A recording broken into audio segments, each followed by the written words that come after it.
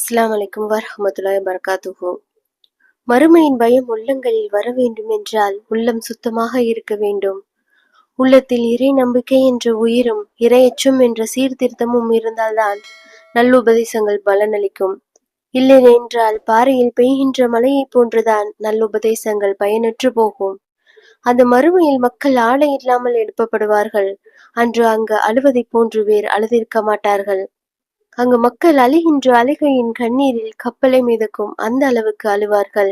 ஒவ்வொரு நாள் இரவு தூங்கும் போதும் அன்று விடிந்தால் மறுமை நிகழ்ந்து விடுமோ என்ற பயத்தில்தான் ஒரு முஃமின் இருக்க வேண்டும். ஒருவருக்கு ஏற்படும் மரணமும் அவருக்கு ஒரு மறுமைதான். ஒருவர் மரணித்து விட்டால் அவனுடைய மறுமை அவனுக்கு நிகழ்ந்து விடுகிறது. அவனுடைய சொர்க்கம் நரகம் அவனுக்கு காண்பிக்கப்படுகிறது. அவனுடைய செயல்கள் பற்றி அவனிடம் விசாரணை செய்யப்படுகிறது. அல்லாஹ் நம் அனைவரையும் மறுமையின் துன்பங்கள் துயரங்களிலிருந்து பாதுகாப்பானாக. அழக்கூடிய கண்கள் மறுமையை நினைத்து அலட்டும், தனது பாவங்களை நினைத்து அலட்டும். அல்லாஹ்விற்கு முன் நிற்கின்ற அந்த நாளில் திடுக்கத்தை நினைத்து அலட்டும். இறுதி இல்லம் நிலையான தங்கும் இடம் அது என்று நினைத்து அலட்டும். ஏடுகள் எந்த கரத்தில் கொடுக்கப்படும் என்று நினைத்து அலட்டும். நன்மையின் தட்டுக்கள் கனக்குமா தீமையின் தட்டுக்கள் கனக்குமா என்று நினைத்து அலட்டும்.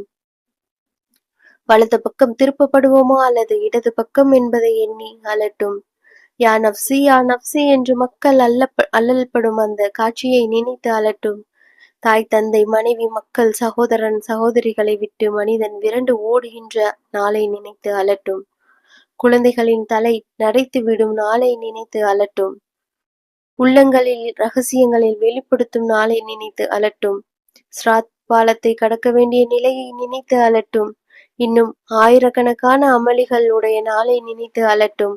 அதை நினைத்துத்தான் இமாம் கூறுகிறார்கள், உயிருள்ள உள்ளத்தை உடைய கண்கள் தான் அழும், சீர்திருத்தம் பெற்ற இதயத்துடைய கண்கள் தான் அழும். அல்லாஹ் நமக்கு அந்த உள்ளத்தை தருவானாக, அழக்கூடிய கண்களை தருவானாக. உள்ளம் இறுகும்பதை விட்டு கண்கள் அழாமல் இருப்பதை விட்டும் அல்லாஹ் நம்மை பாதுகாப்பானாக.